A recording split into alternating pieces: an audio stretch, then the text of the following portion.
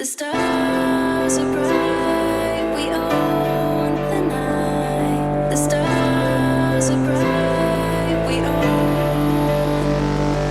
The stars are bright, we own the night. The stars are bright, we own.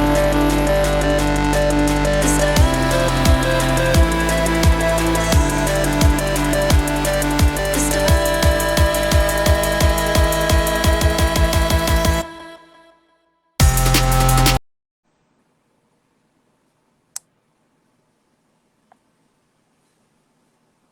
Hello. Hey there, how are you?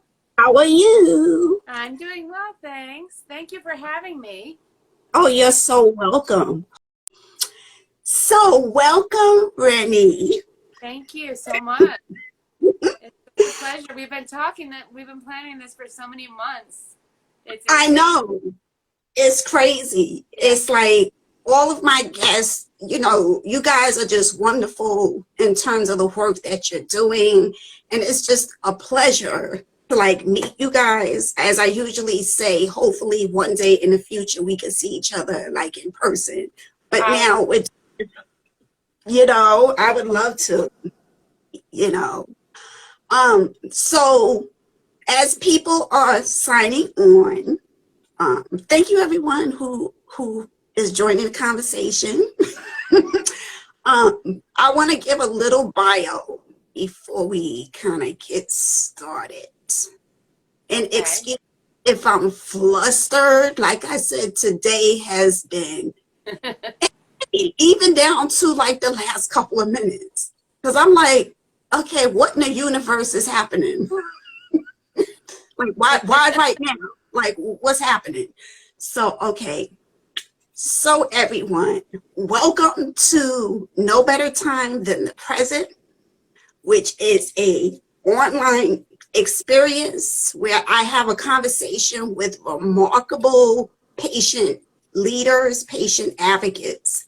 So today we have the honor of speaking with Rennie Rankin.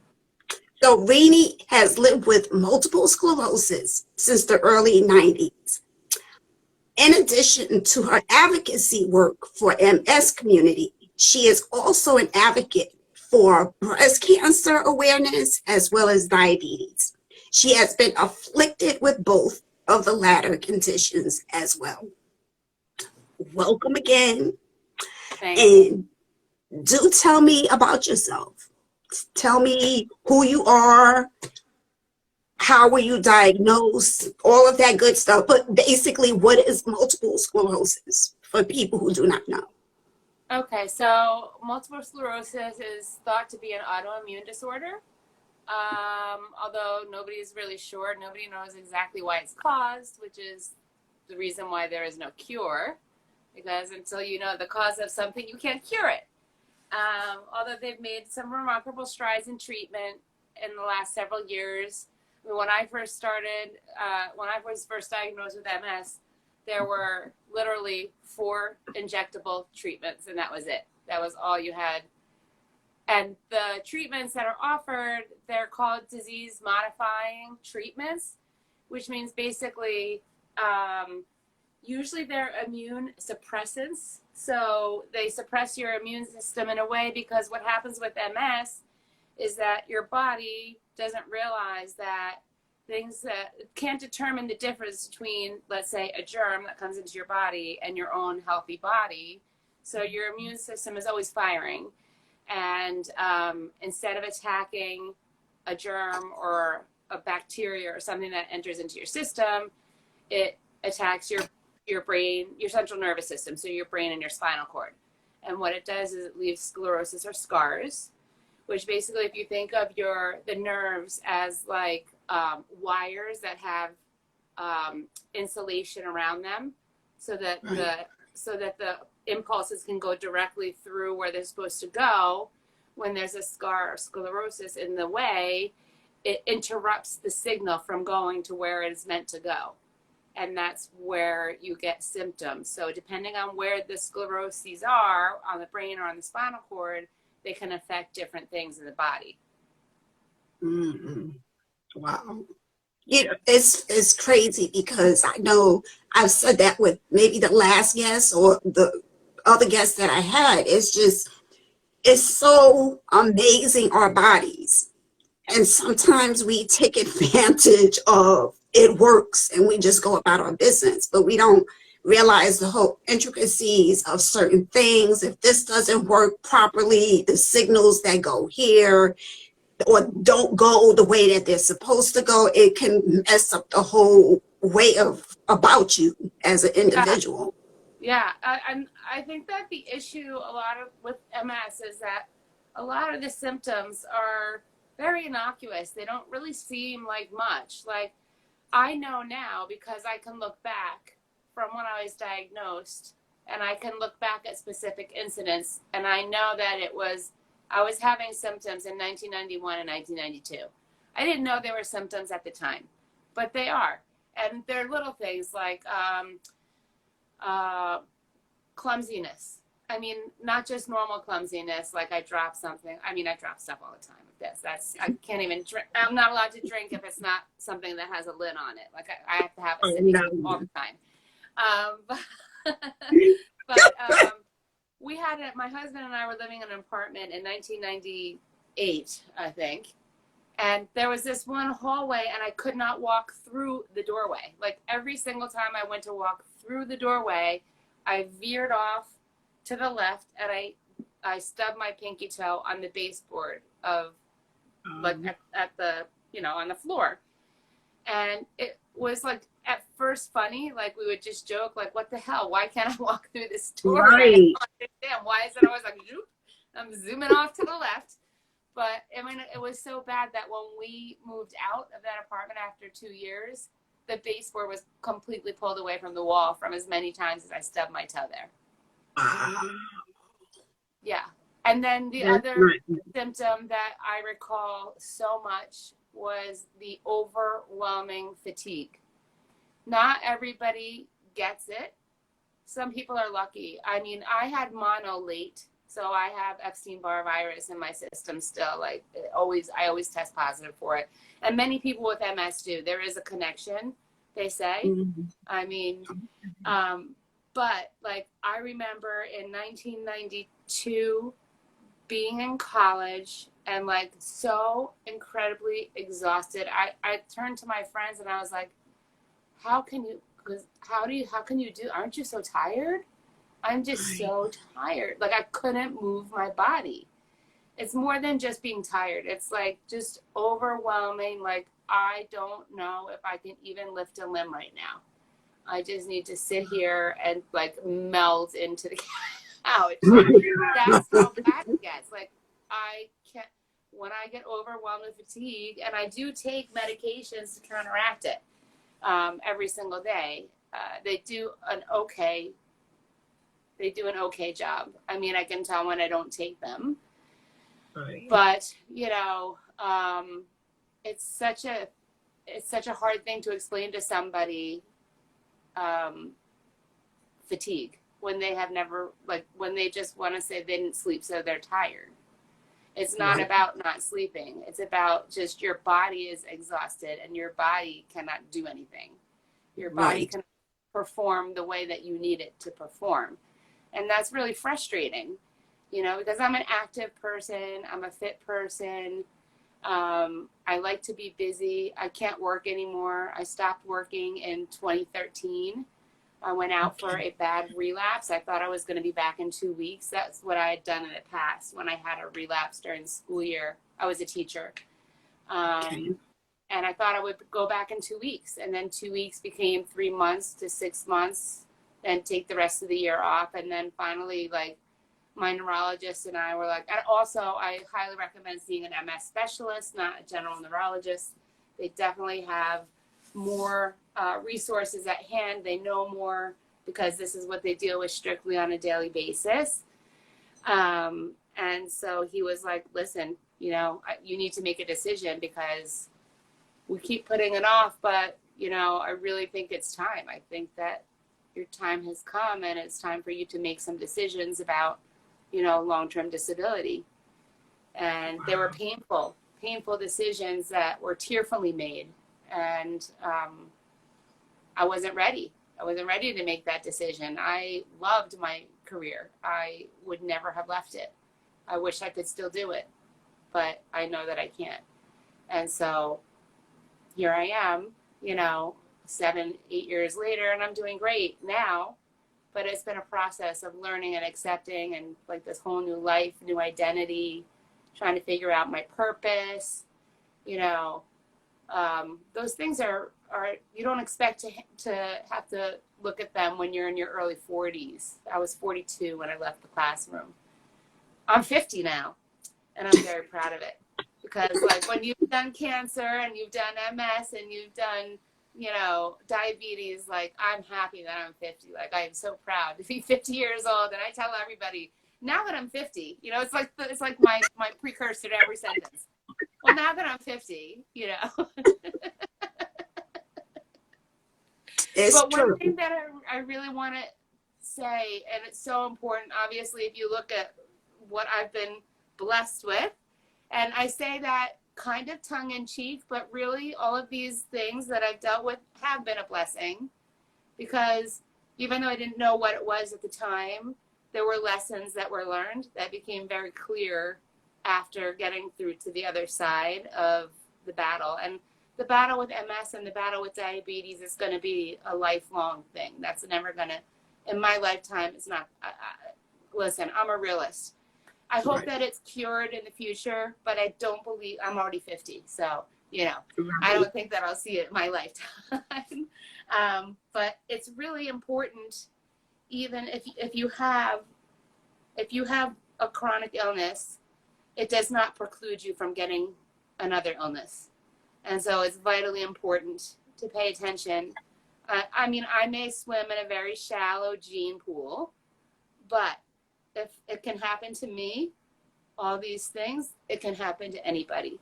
And so paying attention to what's right for your body and what feels right, and your gut, like if something's off and you just like instinctually feel that something's off, then you need to have it checked, because like just because I have MS doesn't make me immune from anything else.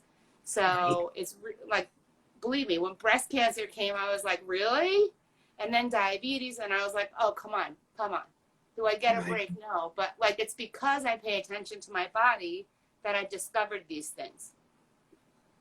And if I hadn't been paying attention, my course with cancer could have been way different than it was. And the way that I handle my diabetes could be much different than it is. So I think that those are lessons that are really important for people to understand, that yes, it's important that you're aware of your illness, but you can't just assume that you're good to go now. Preach. Yes. Amen. It's funny because I know I've said this multiple times, that it's so important to know your body, right? And if you have certain signs earlier on, it actually does make a huge difference, versus, let's say, that headache that you've had for the last 3 years. Okay, like, so when are you going to go see the doctor? Yes. Like, wait, what are you waiting for? Like, who waits more? I mean, not to be like totally sexist here, but men. They do.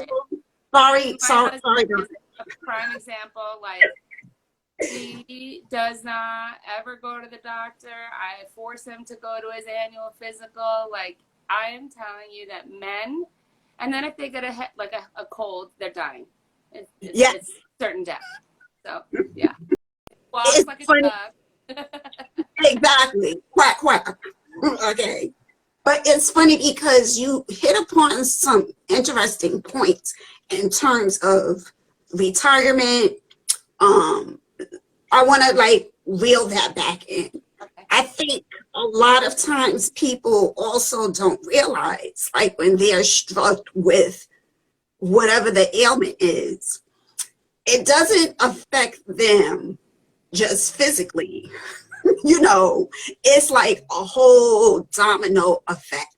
Like, whatever you have going on in your home, you know, your household, your career.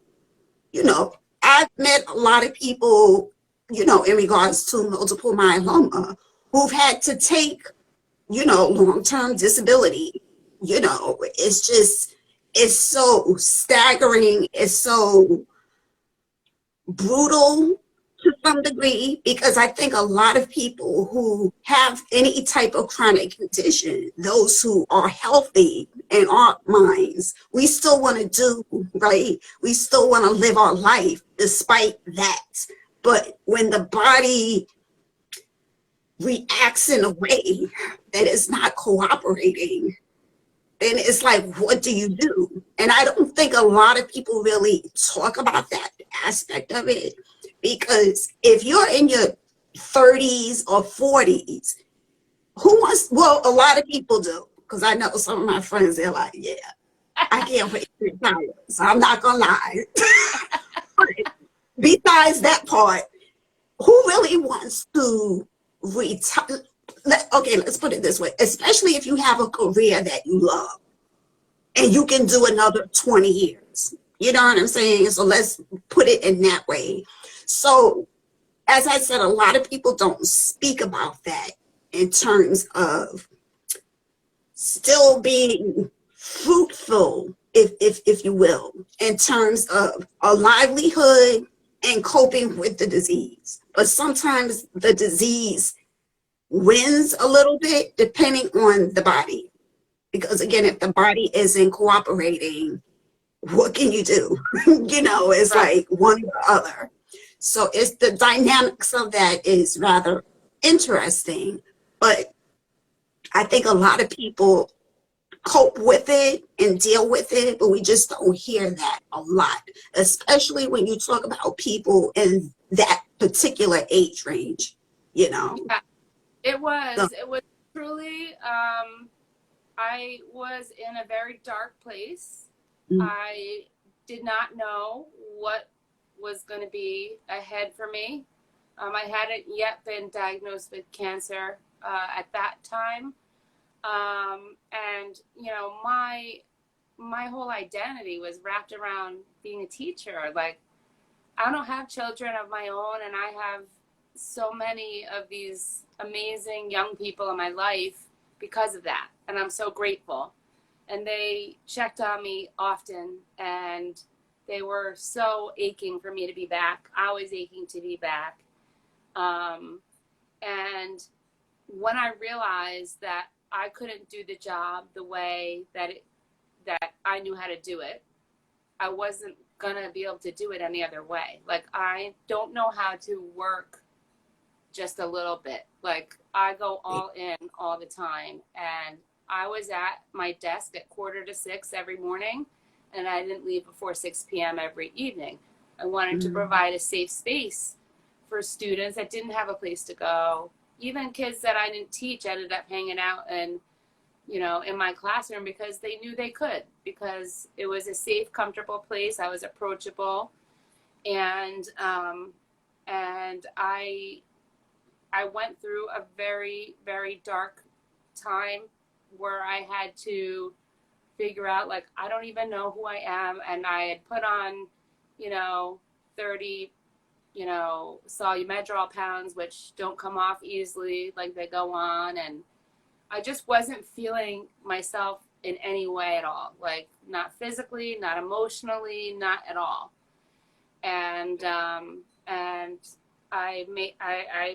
I spent a lot of tearful, you know, sessions with a therapist trying to work through everything and figure out what was gonna be next for me. And it took a while. It took a while. I met some friends that have MS and don't work, so we bonded a lot. They helped me through that time a lot. And then I knew I had to find another purpose, so I started volunteering. And at first I was volunteering at the MS Center where I was a patient at the time. I'm no longer there. Then cancer came, and I took a step back from that because I had to be, available all the time for appointments and tests and daily treatments and everything like that. So for the last 5 years, I've been volunteering at a sanctuary for senior dogs, which has really become one of my passions. It's a home, it's not a shelter, and it's a very special place to me. And I also became a yoga teacher so that I could help other people. Yoga is an amazing body, mind, spirit practice. It's not just moving the body, but it's also about, it's moving meditation, really. And meditation is another thing that my husband and I started learning how to do the transcendental meditation method in 2014, right? Just a few months after I was out of work. And both of us have been relying on it ever since. And then it just seemed a natural fit for me to bring the yoga in, because I could already meditate so easily. So most people go to yoga first and then the meditation comes. And for me, it was totally the opposite. And I wouldn't change it. Yeah. Awesome. Yeah.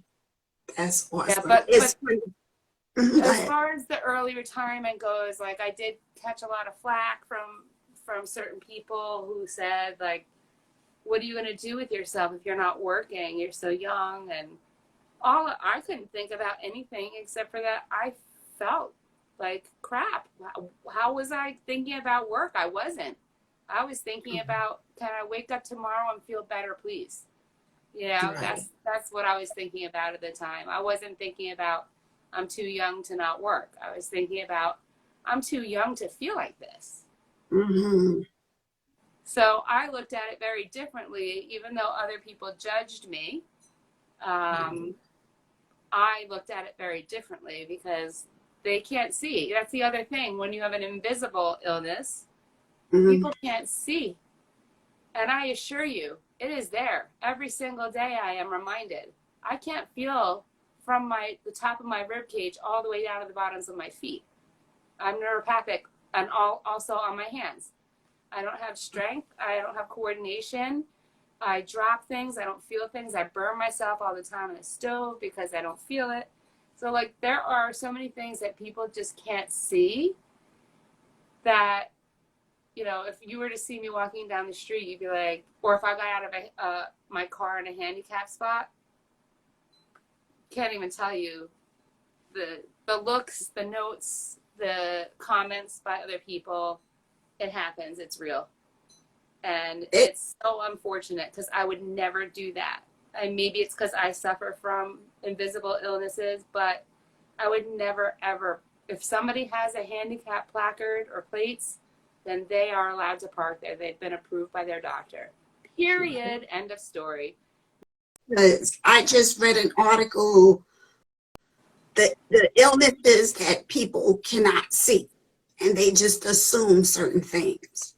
Well, okay, you look fine, so what's the big deal? And I actually hit upon that today on an earlier meeting. But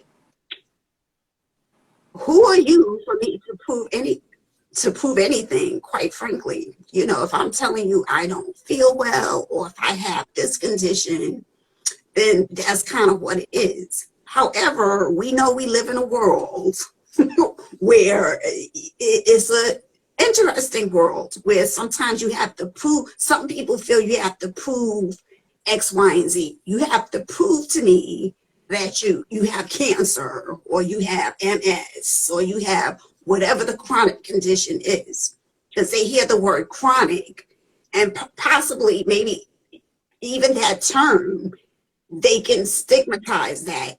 Oh, chronic, well, that's not really anything. What's that, like diabetes? What's that, hypertension? Those are still some serious issues as well as someone who has hypertension, because that's stroke related. So, like, what are we doing? So it's just, people are so special, bless their hearts. Special. Until, God forbid, because you don't want the same energy to go towards them. But sometimes it takes help when things kind of reverse the role for them to really understand what it is a lot of us are talking about when we say we don't feel well, this is what we're going through, despite how you see us made up. You know, you don't know what we're going through in the inner side. Right. And why do we need to justify to anybody? Exactly. Like, who are you? Yeah. Okay. That's another thing too, was just coming up with the right vocabulary to explain what was going on at first. Like when I was first feeling symptoms, like to come up with the words that accurately described what it was that I was feeling was another whole lesson in itself. Just woke up one morning with a weird feeling like in these two fingers, and I just kept rubbing them together and going, this feels really, and I just kept doing this to everybody, this feels weird. Like I couldn't explain it. It just felt weird. And then it traveled, and it eventually made its way through my whole hand, my arm, my left side of my face. It was like if you cut a line down my body, my whole left side was affected with this like tingly, numb, but painful, like my skin was too tight, and like pins were poking me from the inside out. Like it was just really hard to come up with the right vocabulary to explain to the physician what I was feeling, you know. And that's another lesson in itself, that you have to be very precise with your words and really think about what does it feel like, so that I can get this person to understand. Because if I have the right words, then the answer will come easier, you know? It's true. And sometimes the answer doesn't come easier, because sometimes you may get a doctor who just doesn't know, or who's not the specialist, which I guess we can bounce back on to the quality of care, the point that you make. I finished treatment for breast cancer, that's when I really started to feel like this guy is not listening to me one little bit. The dictation became lazy. I could see it because I could log on to the patient portal and read stuff. And I'm like, it says that we had a conversation about exercise. Like I'm the last person you have to have a conversation about exercise with. I do it every single day. Right. So I decided I would call the top person on my short list, and I thought I would have to wait a long time, and I did, and I waited a long time, and I have since left my old specialist, and I've been with the new one, who has been absolutely amazing. He listens to every single word I say. He works with a medical scribe, so he's fully focused on me, and the scribe takes all the notes. It's funny because I think when it comes to the doctor-patient relationship, I think a lot of people, you have different types of patients. You have those who don't want to, okay, let me not mess with what I got going on over here. You know, it's not the best, but I'm going to just go with the flow. It's good enough. That's what it's good enough. Right. Like you really have to, this is where, which this is a preach a book of it. This is like where the advocacy comes in. Like you are good enough to get quality care. So you sitting there and a doctor doing foolishness, and you just kind of, well, okay, well, I'll come back in 6 or 3 months, and you know, we'll go through this again, and I'll try to write down, which you should always write down, you know, whatever you have going on, so that way you have time to spurt it out before they run next. Because what people have to realize as well, especially in the, you know, the United States, healthcare is a system, and unfortunately we don't have the what is it, allowance, I know there's a better word, in terms of having a doctor stay 1 hour to hear you talk about my foot hurt, my butt hurt. I had an itch in my back. They don't have time for that. So we know it's a short time limit. Like you're lucky if you get a good 20 minutes, to be honest with you, 20 to 30 minutes. Yes. But you have to use that time wisely. Like if you know that you're already in a bind, if you have a chronic condition and okay, you're seeing your doctor, you should have a list, a check mark of what it is you need to talk about. Like even with my doctor, like my doctor is, you know, well regarded and all of that, but we do this, okay, because I need you to know I don't care about the patient in the other room. I kind of do, but not really, because I have you for the time that I have my you. time. Yes. Yeah. And sometimes I do have to reel him back in when he's ready to click that door to open. Once he steps out, it's a wrap. Then the conversation is with the nurse and who's also, you know, together. Because sometimes we get more of our, what is it, full details and to really go over the full assessment of what we have going on with our nurse. However, I'm trying to talk to you, doctor. So you dare touch that door. Like, and it's okay for you to be vocal. And a lot of people, for some reason, they're scared. They are afraid to have these open conversations with their physician. I don't know what that's about, but I have a thing. I don't know, maybe that'll be an episode that I do in terms of that. Because I also think it's like an age issue too with some people. I think maybe not all. I always start with not all, but I think sometimes older patients, oh, I don't want to mess with anything. This my doctor and that whole thing. But a lot of doctors screw up too. And sometimes I feel like maybe the more younger ones, again, not all. So don't hit me up, people, with stuff that I'm saying. He's okay. not generalizing everybody. But I think there's like definitely a vocal thing where some, they don't want to say certain things, and not always the case, you know, not always the case, but it's so important. Like, it's very important because I know, like, when I finished treatment for breast cancer,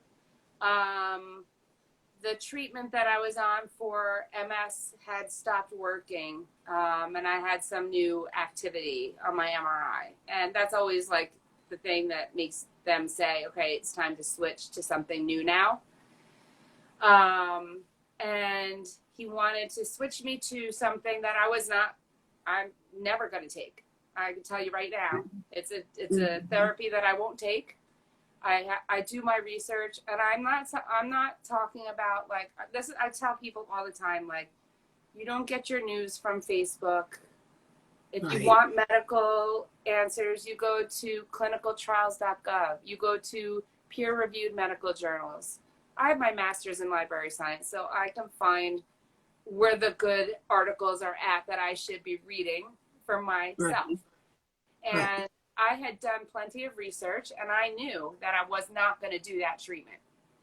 And I said, well, I don't want X, I want Z. And he said, well, we don't do Z here. And I said, yes, you do, because I used to volunteer there before I started volunteering with dogs. I said, yes, you do. If you don't want to give it to me, I'll go somewhere that will. And then he was like, oh, okay, all right, we'll get you Z. But like, he was really. Why do you even have to go all the way over there? Like, if you know that you have it, you know, just give me what I'm asking you. If you know, if I fall in that category to take it, and that's kind of where, again, being vocal, and it's vocal, and then it's a respect issue as well, because I've said this multiple times. I think a lot of doctors respect you even more when you give a little pushback or you come into the office well versed in terms of your condition or what other treatments are out there. You know, like you're going, this isn't like you going to shop, right, getting a loaf of bread.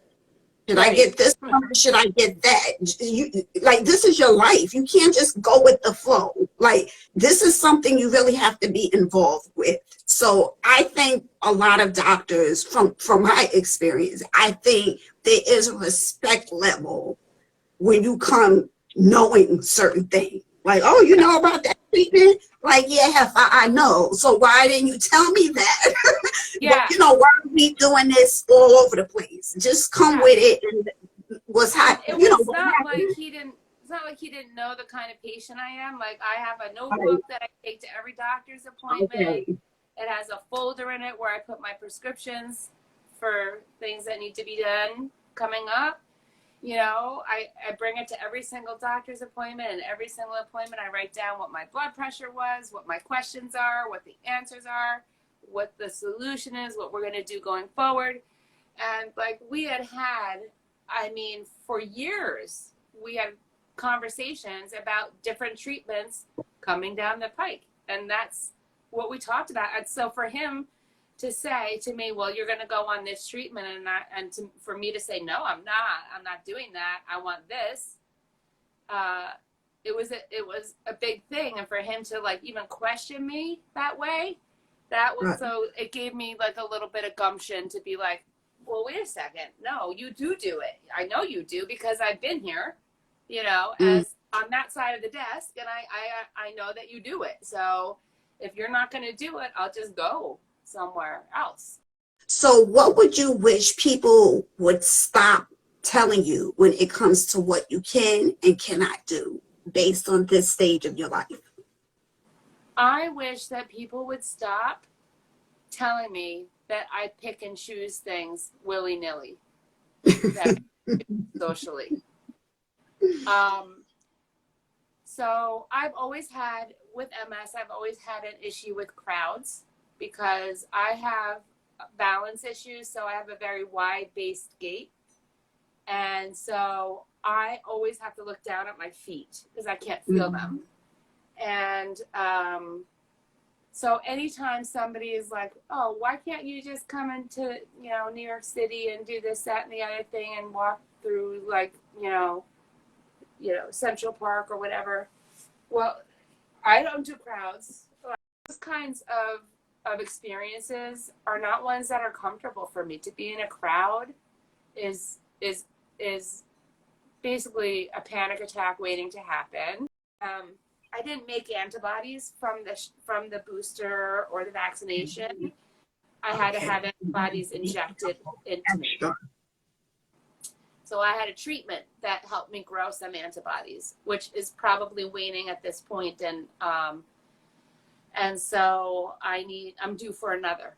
So now it's time for me to start being a little bit more careful again and be just outside doing things. Like we have a wedding this weekend and I'll be wearing a mask because it's indoors and I need to be careful because, you know, it's fine if somebody else gets COVID. It's not going to be the same as it is for me. Like, you can think whatever you want to think about me, but my comfort level is what's important. And if I'm not comfortable, I'm 50 now, so I'm not making any excuses. See, there I go. I'm 50, so I can say. You're so proud. You go, girl.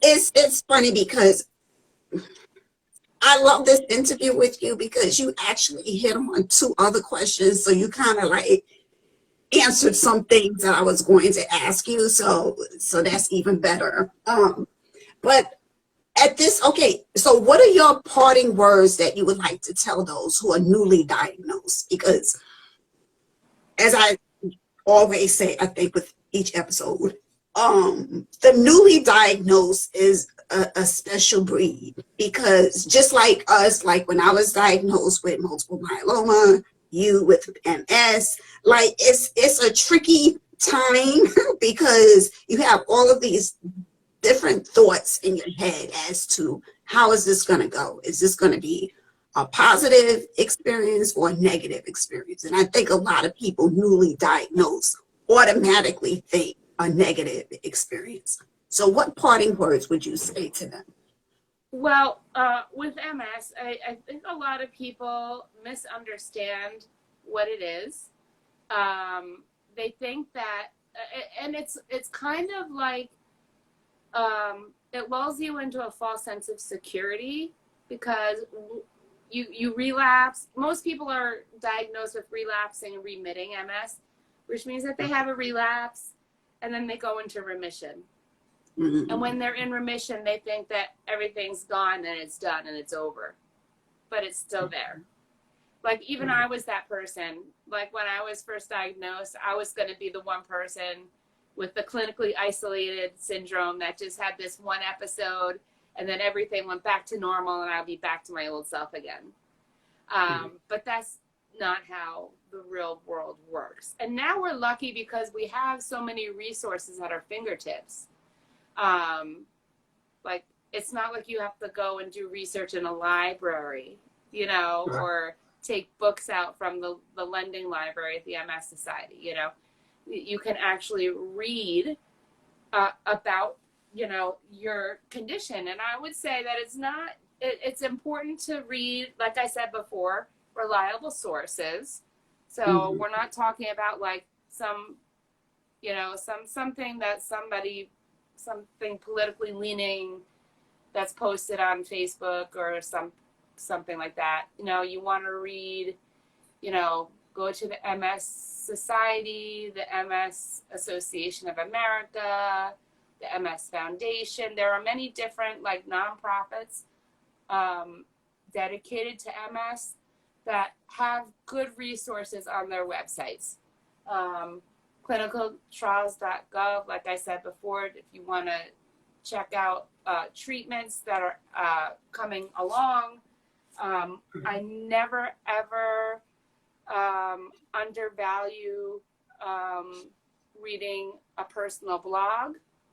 If you connect with somebody, you like their story, to read their blog and see how they manage life with MS or with whatever condition. I have a blog and it has been inactive for a little bit because with COVID, I used to publish every week, but then with COVID and I couldn't do anything or go anywhere for like 2 years, I didn't really have much to write about because I was just like sitting at home and, you know, doing yoga 6 times a day and meditating all in between. So it's like I didn't have a lot of stuff to write about.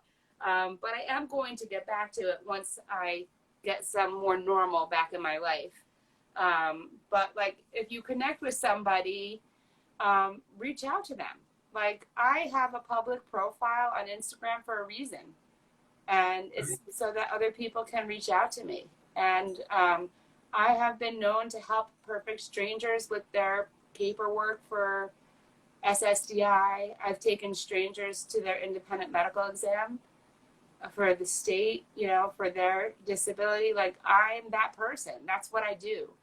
And I do it because other people should have help if they're lost. They should understand these are murky waters. They're hard to navigate. So whatever resources that you can count upon, take advantage of it. Like I am always open to help other people. One time I had a t-shirt on that said "Made Strong," like the M and the S were like orange. And I was at this diner and this guy comes up to me, he was working there, and he goes, "Is that like MS?" And I said, "Yeah." He goes, "Oh my God, my wife was just diagnosed." And then I ended up having a relationship with him and his wife. You never know. Yeah, I mean, I gave him all my information. I'm like, call me, text me, email me, do whatever here. I'll help you with anything you need, you know, because that's part of my purpose. You know, I've been advocating for MS since I was diagnosed. I've been a patient advocate speaker, a keynote speaker, a motivational speaker at many different events. I went to the national convention for MS, the MS Society. I spoke at one of the breakout groups. Like, I've been everywhere, all over the place, speaking about MS. And I have no problem doing it with a perfect stranger, helping them to get what they need. I know what to do. I know the questions to ask. Even if it's not MS and somebody's having a medical issue, I can help you because I know what to ask. I know how to ask in front of doctors. Doctors don't take crap. When I'm in the room, they answer the questions. Would they do that for if I went with a 22-year-old student of mine? No. Mm-hmm. If he was alone, no. Wouldn't get the same answers. But with me there, we get more answers because I know the questions to ask. So it's really just being informed and also understanding that it's not a death sentence. It's not a death sentence. Now there are so many treatments for MS. I mean, compared to 4 when I first started with it, I mean, and all were self-injections. And everybody's, oh, I don't know how you could do that. You have to give yourself a shot. Well, yeah, well, oh, I can never do that. And I'm like, you could. If you had to, you would. I'm telling you, you would. I still do now for diabetes. It's no big deal. It's really not a big deal. You do it because you have to. It's do its thing. Regardless of what medication you're on, you won't know if you would have progressed faster without the medication or not. But are you willing to take that chance? Because I'm not. Right. Wonderful words, Renee. I really, really appreciate your time today. I hope everyone who was able to join us today, I hope you guys learned something. If you are part of the MS community and know that there is hope, you know, it is. I know I've said this like 3 times this week from whatever, but it's definitely a marathon. This is not a strength. I mean, a strength, a sprint. I told you it's been a wacky day. So it's a marathon, people, not a sprint. So That's so true.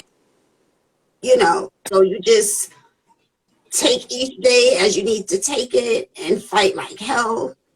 And, you know, hopefully this too shall pass, but like in a different mind thought of that. I won't get into to break that little statement down, but you'll get through this, you know, one day at a time.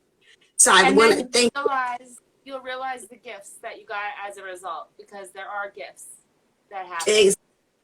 Exactly, you know. So I want to thank you again. I want to thank everyone who's tuned in. For those who will hit us up later. Again, all of the replays from now on will be on YouTube. So don't forget to subscribe. Now I get when people say that. Subscribe. I got to keep reminding people. And you can get the details on my bio page. It gives you the link. As today, I'm giving away a little special limited gift. I'm going to have it up until tomorrow. If you subscribe, and I'm looking at the numbers because our numbers is low. Okay, so I'll put 2 and 2 together. You'll get a downloadable in terms of chronic fitness. What is it? And it's like my play on with exercise because I am a personal trainer. So it's a pleasure. Thank you again. And I hope to see you in person real soon. Thank you. Thank you so much. Bye, everyone. So nice talking to you. Thank you.